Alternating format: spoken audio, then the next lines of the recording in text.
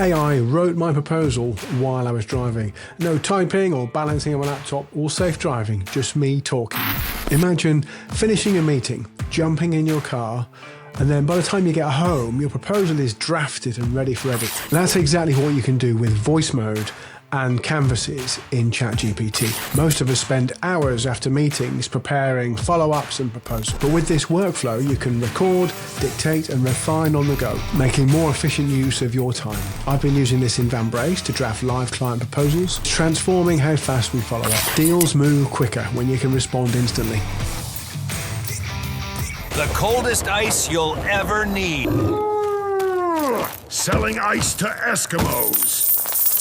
We're in the third week of our AI journey with VanBrace, and our journey in AI is only just starting. Much like other businesses, we're experimenting and trying out new techniques and tooling and workflows, and bringing everyone together once a week to discuss it is proving really productive. So the first thing we looked at was something that James, our head of development, created, Mobster GPT. 2 weeks ago, we were talking about how we can use folders to really get that context for businesses to use. Now we're looking at the next step with that, the next evolution. Instead of throwing our files into ChatGPT and hoping it remembers everything, James has built a vector database using Pinecone. Think of this as our own VanBrace brain that's pulling information from our code repositories, from our documents, from our Trello project plans, all the context we can get relating to the Mobster product.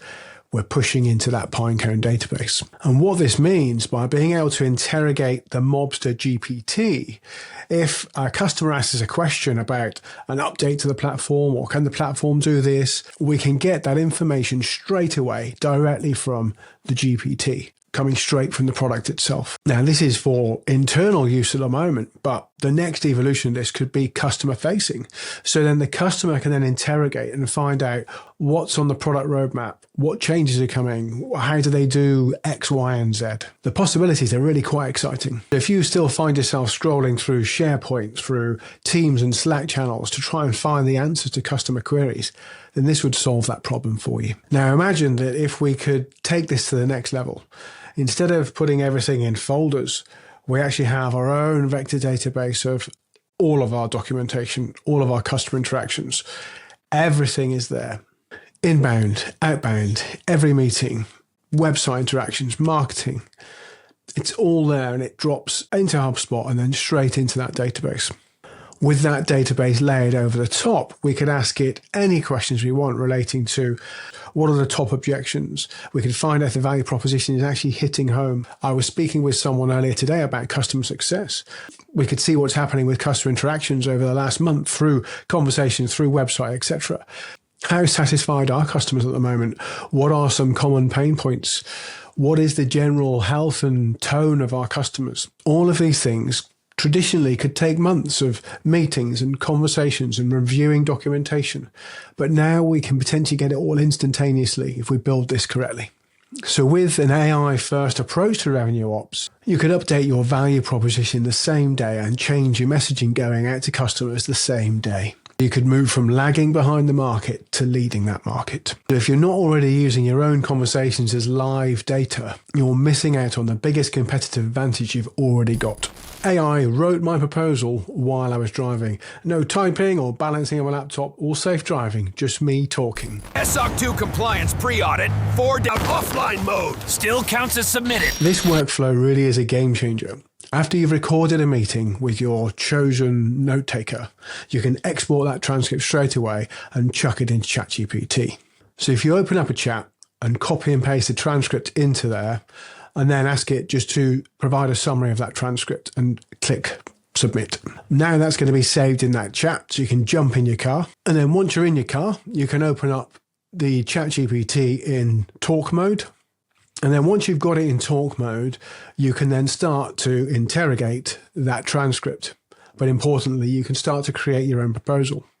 Now, the important part here is back to context. You have to give detailed context to ensure that you get what you need out of this, because you're not typing it, you're not looking at it, you're dictating it, and then it's going to read it back to you. So I find it's very important to be clear about what you want.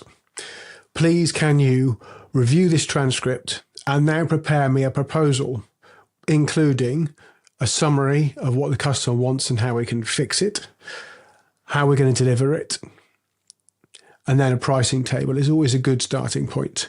Now, the important thing is that if you've got a previous proposal in your folder, you can say, and can you draft it in the same image as this previous document?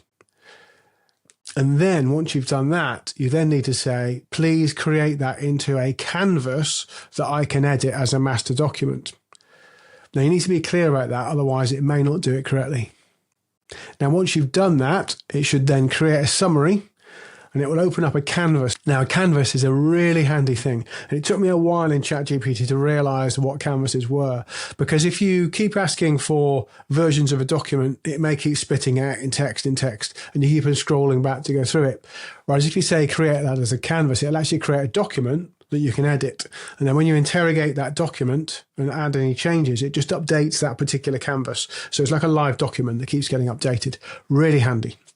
And then once you've got that canvas, it will read it back to you, right? Read the proposal back. And that's when you can start personalizing it, dropping in the bits of information that the customer really wanted about how you're delivering, the uniqueness about their requirements or how you're delivering it. And you can really start personalizing that data going in there to give you a strong proposal. It's just going to be a draft, but when you get back home, fire up your laptop, you can download that as a Word document and just edit it. One last trick that we talked about that's quite surprising but also interesting is asking ChatGPT to explain something to you like you're 5 or 10. Now that sounds quite simple, but it is very powerful. A lot of us working in cybersecurity and technology sales, we very often get lost in that detail because we understand the products. We know it inside and out because it's our product, but do our customers. So when we're trying to explain something to a customer, actually, it's maybe time to take a step back. And if you actually put the prompt into ChatGPT and say, explain this solution to me like I'm 10.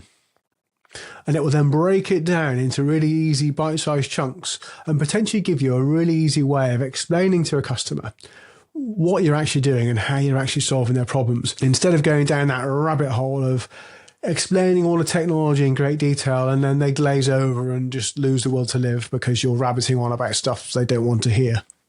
So try it out. Get your solution, put it into ChatGPT and say, explain how this works to me like a 10-year-old and see what you get.